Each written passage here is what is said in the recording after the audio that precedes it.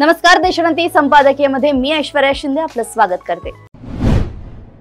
गेल्या आठवड्यात महाराष्ट्रात सर्वदूर पावसाने घातलेल्या थैमानाने प्रचंड प्रमाणात नुकसान झाले।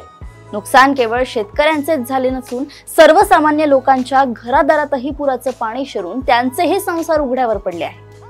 या अभूतपूर्व संकटानंतर विरोधकांनी राज्यात ओला दुष्काळ जाहीर करण्याची मागणी केली असली तरी ओला दुष्काळ ही परिभाषाच अस्तित्वात नसल्याने राज्यात ओला दुष्काळ जाहीर करताच येणार नाही।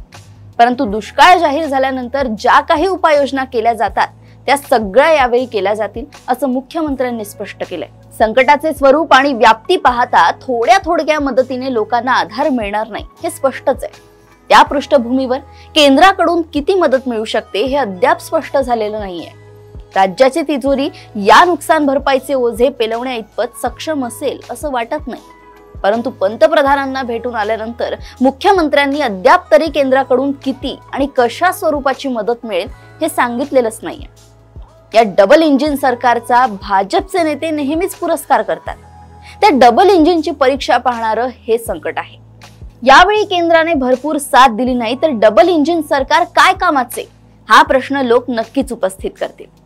मुख्यमंत्र्यांनी दिवाळीपूर्वी सगळ्या आपदाग्रस्तांपर्यंत योग्य ती मदत पोहोचवली जाईल असे आश्वासन दिले आहे। त्यांच्या या आश्वासनाला केंद्राच्या मदतीने पाठबळ असेल तरच ही आश्वासनपूर्ती शक्य आहे।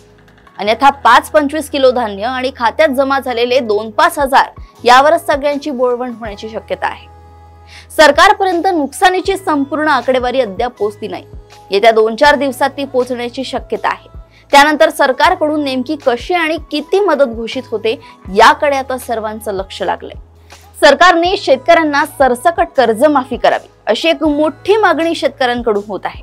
परंतु त्याबद्दल मुख्यमंत्री अद्याप तरी मौन बाळगून आहेत। पैशाचे सोंग आणता येत नाही हे अजितदादांचे वाक्य त्यांच्या कानात घुमत असावे।